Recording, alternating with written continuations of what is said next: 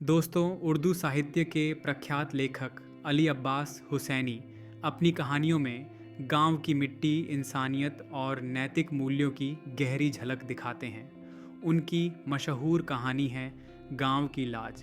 1927 ईस्वी की बात है कि लखनपुर में दो जमींदार रहते थे।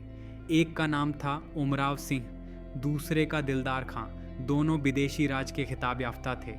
उमराव सिंह को अंग्रेज़ों ने राय साहिब बनाकर नवाजा था और दिलदार खां को खां साहबी देकर मुमताज़ किया था। कहते हैं कि एक म्यान में दो तलवार, एक मुमलिकत में दो सुल्तान और एक कछार में दो शेर नहीं रहते। लेकिन लखनपुर में राय साहिब और खां साहिब दोनों मौजूद थे। दोनों ख़ानदानी रईस थे। अगर राय साहिब कई सीढ़ियाँ फांद कर राय पिथौरा से नाता जोड़ते तो खां साहिब अल्लाहदाद खां शरकई सूबेदार तक किसी न किसी तरह अपना सिलसिला पहुंचाते। दोनों के मिजाज में घमंड और गुरूर था और दोनों को इसकी कद्र रहती थी कि मेरी बात और मेरी मुंह ऊंची रहे। लखनपुर बिल्कुल यूपी के दूसरे कस्बों की तरह एक छोटा सा कस्बा था। 8,000 के करीब आबादी थी। दो छोटे छोटे बाजार थे, कच्चे पक्के मकानात, फूस के झोंपड़े, नाहमवार कच्ची सड़क, तंग गलीच से भरी गलियां, नंगे भूखे किसान और रियाया, प्रजा के लड़के, बाजारों से जानवरों के रेवड़ सुबह शाम गुजरते हुए, सूखे खारिश्त ज़दा बदकौम कुत्ते इधर उधर लौटते हुए, बाजार की हर चीज़ पर गर्द की चादर छड़ी हुई या मक्खियों की नशिस्त और बर्खास्त की छाप पड़ी हुई। कस्बे भर में सिर्फ दो शानदार पुख्ता इमारतें थीं। बुलंद कुर्सी, बुलंद आस्तां, वसीअ सहन, बड़े बड़े कमरे, दालान, मर्दाने और जनाने हिस्से अलग अलग, बुलंद बुलंद दीवारों के हल्के में खाना बाग। ये थीं कोठियाँ दोनों मालिकों की। एक कस्बे के पश्चिमी हिस्से की हुदूद, दूसरी पूर्वी हिस्से की। गोया कस्बा फर्श था और मीरे फर्श थे ये दोनों मकान। पूरब का हिस्सा राय साहिब दबाए हुए और पश्चिम का कोना खां साहिब। लखनपुर का बंटवारा हो गया था। बाजार, आबादी, खेत, बाग राय साहिब और खां के नाम सरकारी कागज़ों में अलग अलग लिख गए थे। मगर हर बरसात में किसी न किसी खेत की मेंढ बढ़ने घुटने पर दोनों में फौजदारी ज़रूरी थी। उन दोनों का न अपना सर फटता था, न उनकी हड्डियां टूटती थीं। गुमाश्ते, कारिंदे, रियाया, प्रजा आखिरकार किस दिन काम आती। उन्हें हक़-ए-नमक तो अदा करना ही था। इसीलिए उनकी आवेज़िश के लिए मामूली बहाने भी काफ़ी थे। किसान अक्सर मुश्तरक होते। एक ही आदमी राय साहिब का खेत भी जोतता, खां साहिब का भी।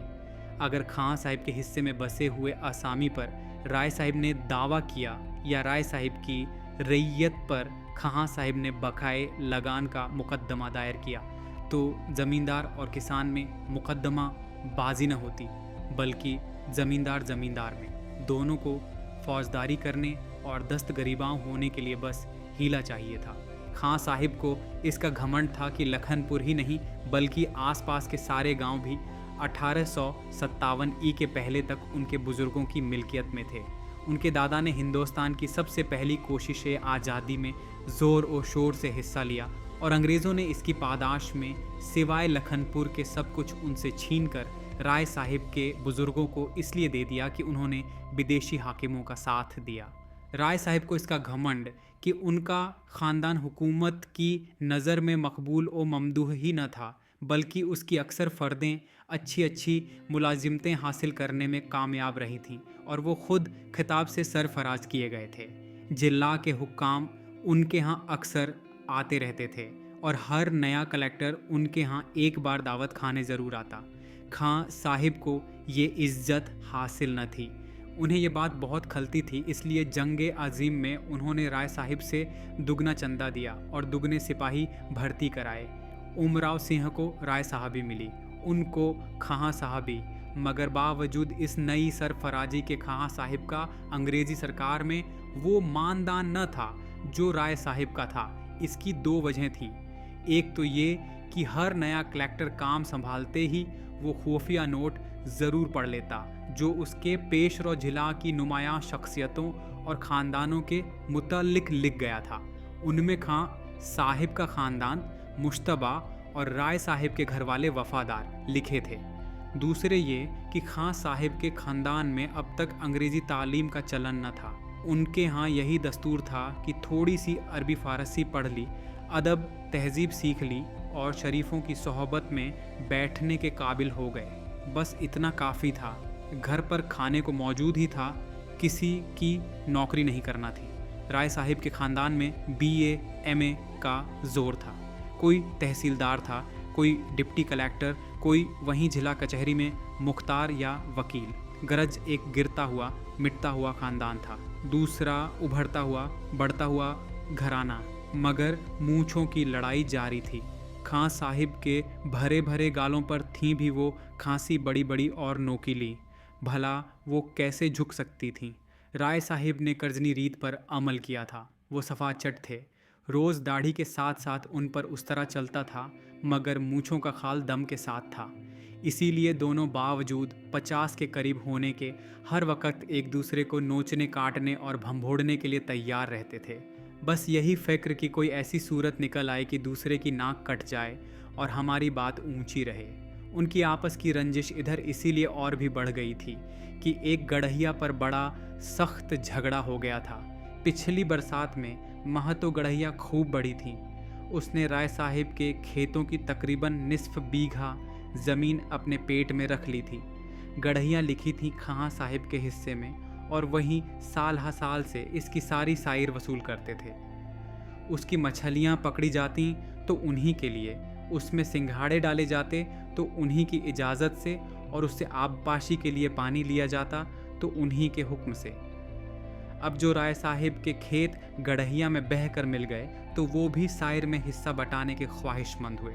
खां साहिब ने कहा, सुभान अल्लाह, ये तो अल्लाह की देन है। गड़हिया मेरी है, वो जितनी बढ़े जिधर बढ़े मेरी ही रहेगी।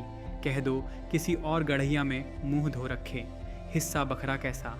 जब वो ज़्यादा गुर्राए तो ये फौजदारी के लिए आमादा हो गए। बारह इन्होंने खून की नदी न बहाई बल्कि मुकदमा दायर कर दिया। कागजात की छानबीन हुई तो राय साहिब के बेशुबा निकले, मगर गढ़िया खां साहिब की मकबूजा साबित हुई, और इसी कब्जा की बिना पर बोर्ड तक से राय साहिब हारे और खां साहिब जीते।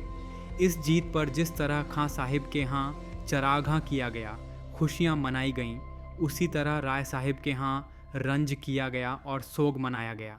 लगाने बुझाने वालों ने इस आग को खूब खूब भड़काया।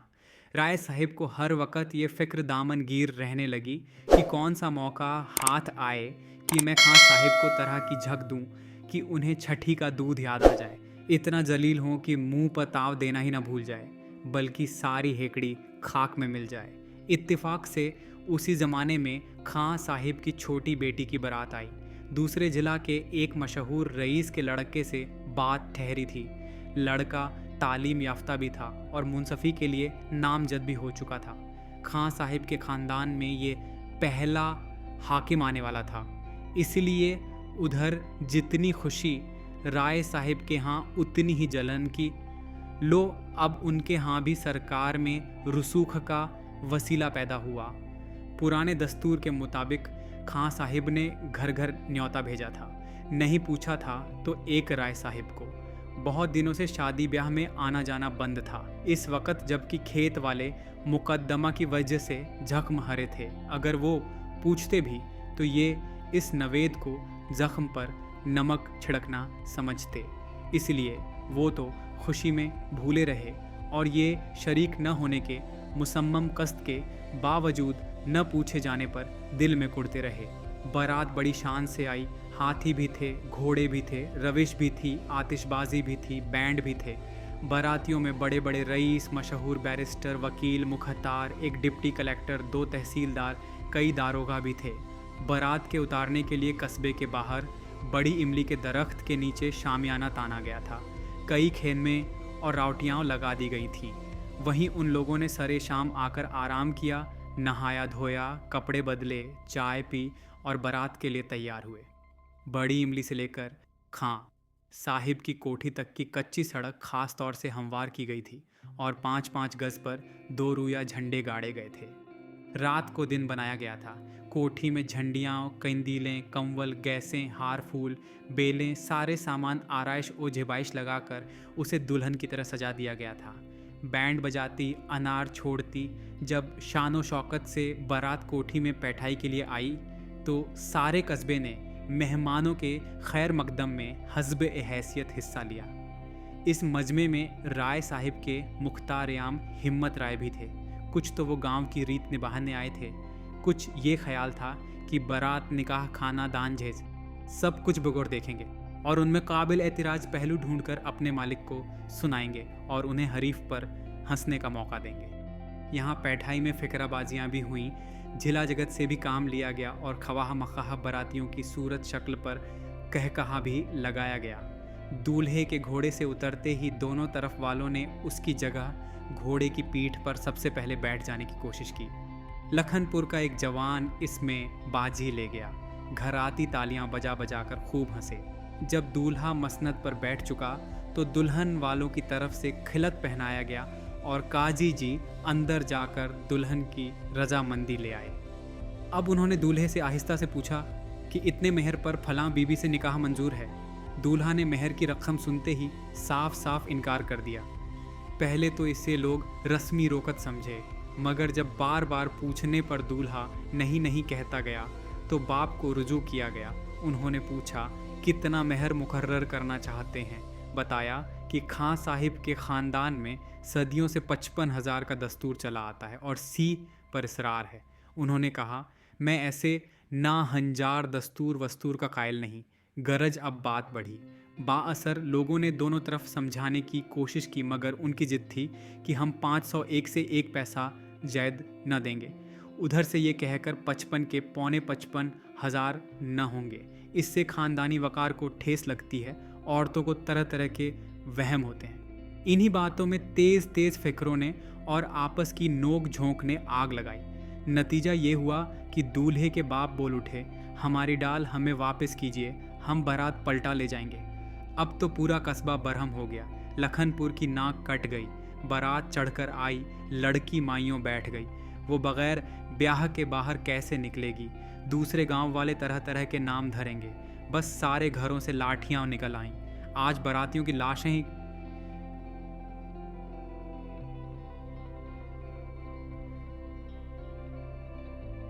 उठकर जाएंगी। अब तो डिप्टी साहिब भी घबराए, तहसीलदार साहिबान भी और दारोगा जी भी। लेकिन खां साहिब ने खिलाफ मामूल बड़ी सूझबूझ से काम लिया। उन्होंने कस्बे वालों को रोका, समझाया, ये लोग हमारे मेहमान हैं, इन्हें गांव से सही सलामत वापस जाने दो, इसी में हमारी बात ऊंची रहेगी।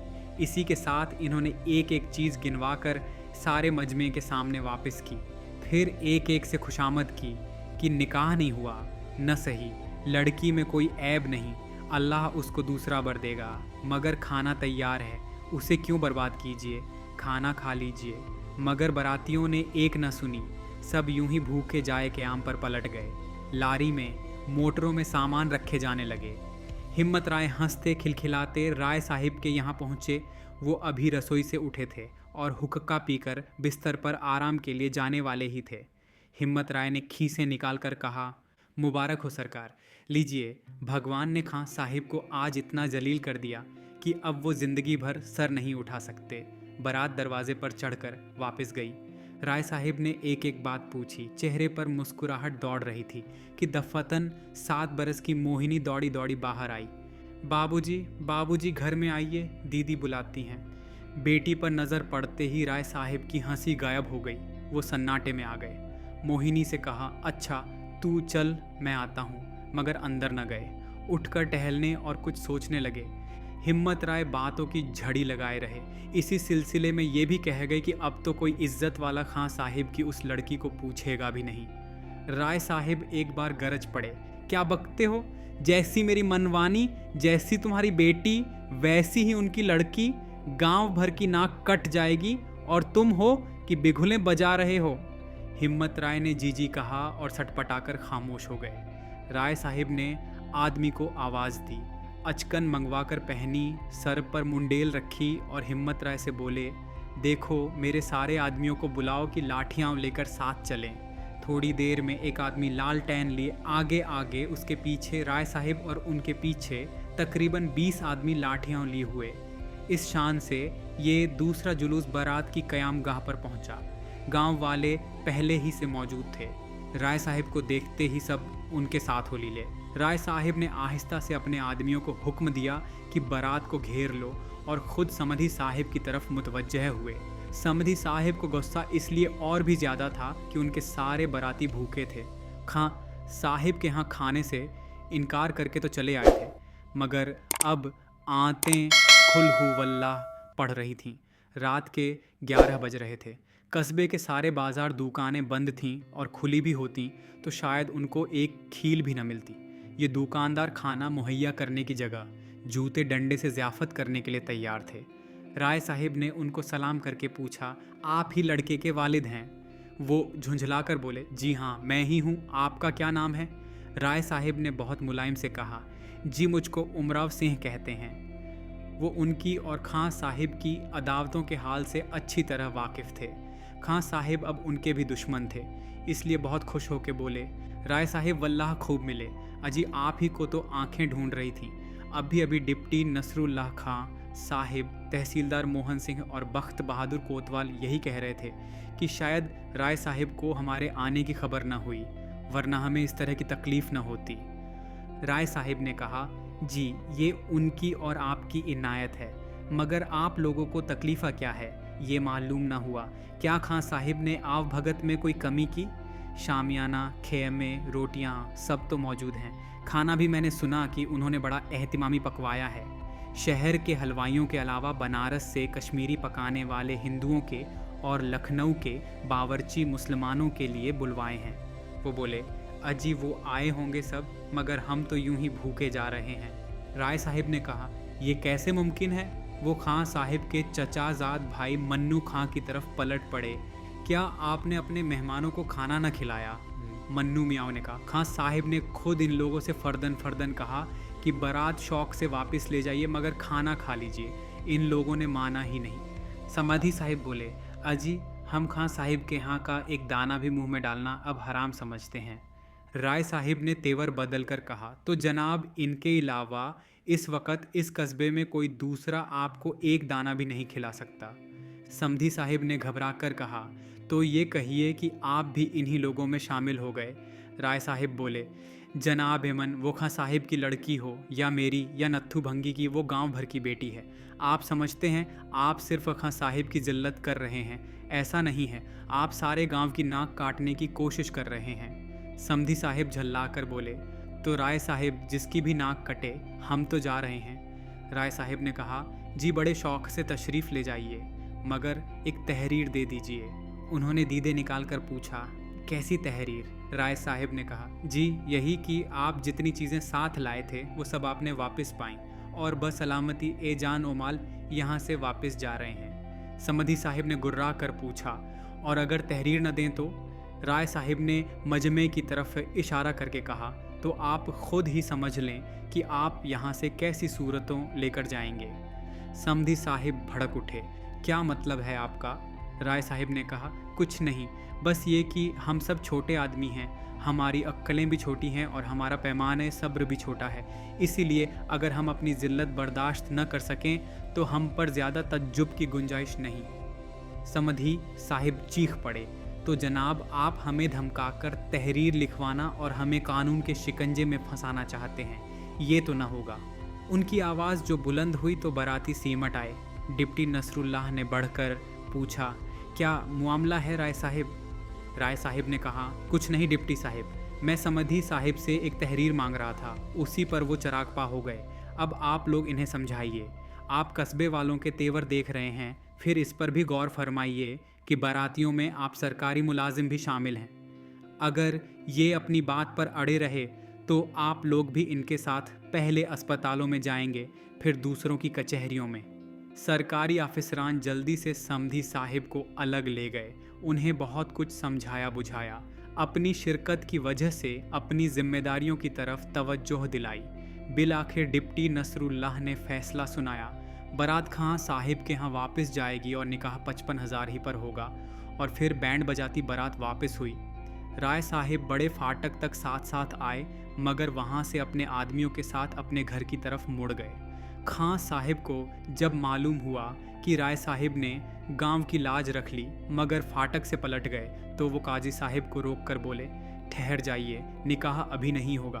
और जल्दी से कोठी से निकल गए। लोग घबरा घबरा कर एक दूसरे का मुंह तकने लगे। या अल्लाह, अब कौन सा नया फतना खड़ा हुआ। बाराती डरे कि कहीं घर में बंद करके मरम्मत करने का इरादा तो नहीं। घराती परेशान कि खां साहिब को क्या बात नागवार हुई कि अंधेरी रात में यूं तने तनहा चल दिए। दो एक उनमें से पुकारते हुए पीछे दौड़े, मगर खां साहिब बिल्कुल खामोश लपके हुए सीधे राय साहिब के मकान की तरफ बढ़े चले गए। वो गर्दन झुकाए कुछ सोचते हुए लाल टैन की रोशनी में चले जा रहे थे कि खां साहिब जाकर लिपट गए। वो राय साहिब की गर्दन में बाहें डालकर मुश्किल से ये कह सके, भाई उमराव सिंह, मेरा कसूर मुआफ़ करो, चलकर अपनी बेटी ब्याह दो। थोड़ी देर बाद घरातियों को ये देखकर तज्जुब हुआ कि आगे आगे लालटेन लिए आदमी है और उसके पीछे राय साहिब और खां साहिब एक दूसरे की कमर में हाथ डाले चले आ रहे हैं। दालान में पहुंचकर खां साहिब ने राय साहिब की तरफ एक मुल्तजियाना निगाह से देखा। राय साहिब ने गुलूगीर आवाज़ में कहा जी साहिब निकाह पढ़िए, और दोनों के गालों पर मोती ढलक आए। तो दोस्तों, आपने सुनी अली अब्बास हुसैनी की लिखी भावनात्मक और प्रेरणादायक कहानी गांव की लाज। यह कथा हमें यह सिखाती है कि सच्चा सम्मान केवल दौलत या ताकत से नहीं, बल्कि इंसानियत, त्याग और सामूहिक सहयोग से मिलता है। यही है किसी गांव और समाज की असली पहचान।